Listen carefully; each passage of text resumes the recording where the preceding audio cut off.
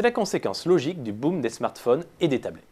La demande pour les applications mobiles n'a jamais été aussi florissante. Il s'est téléchargé pas moins de 46 milliards de ces petits programmes informatiques dédiés au support mobile dans le monde en 2012. C'est 6 fois plus qu'en 2010. Si les mobinotes sont si friands des applications mobiles, c'est notamment parce que l'offre des éditeurs ne cesse de s'enrichir.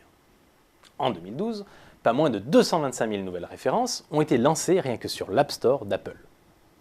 Au total, la marque à la pomme propose aujourd'hui un catalogue de près de 800 000 applications à ses clients. Tous ces chiffres ont de quoi donner le vertige. Ils cachent pourtant une réalité moins réjouissante pour les éditeurs.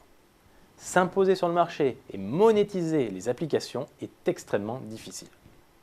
Avant tout parce que le gratuit reste la norme. Sur les 46 milliards d'applis téléchargées en 2012, 89% étaient gratuites, une proportion qui ne cesse d'augmenter. Elle était de 81% en 2010 et devrait atteindre 96% en 2017 d'après les prévisions du cabinet Gartner. Une solution courante reste alors de se financer par la publicité. Mais cela implique un nombre de téléchargements et une audience que peu d'applications parviennent à atteindre. Fidéliser le mobinote est notamment complexe. À l'époque du zapping à outrance, la moindre défaillance technique ou la moindre déception en termes de contenu est impardonnable aux yeux du client qui n'hésitera pas une seconde à supprimer l'appli en question. Et même s'il la conserve, rien ne garantit une utilisation régulière.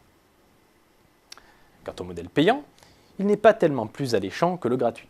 D'abord à cause des problèmes de piratage, particulièrement courants sur les systèmes d'exploitation ouverts comme Android. Mais surtout parce que 87% des applications payantes sont vendues moins de 3 $. Et dans le cas de Google Play, une large majorité des applications payantes sont en plus téléchargées moins de 100 fois. Bref, vous l'aurez compris, le succès d'Angry Birds n'est pas donné à tout le monde. Enfin, les éditeurs d'applications doivent également faire face à une autre contrainte, la concentration de la distribution. Google et Apple contrôlent en effet à eux seuls 90% du marché. Autrement dit, le rapport de force est extrêmement défavorable aux éditeurs, les deux géants ayant quasiment un droit de vie ou de mort sur un programme. Le dernier exemple en date, c'est la décision unilatérale d'Apple de supprimer du jour au lendemain AppGratis de sa plateforme, un programme qui proposait d'obtenir gratuitement pendant une journée une application normalement payante. Un vrai coup dur pour son éditeur, une PME française d'une 50aine de salariés. Dans ce contexte, les éditeurs sont à la recherche de modèles économiques viables.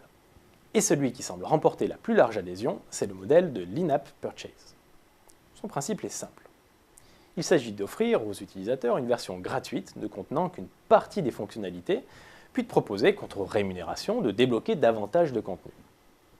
Un concept efficace pour convertir des utilisateurs occasionnels d'applications en clients prêts à payer.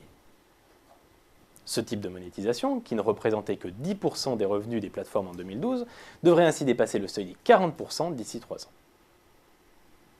Pour autant, ce modèle ne doit pas être considéré comme une solution miracle. Les éditeurs resteront toujours confrontés à un défi majeur, faire émerger leur application au milieu d'une offre pléthorique.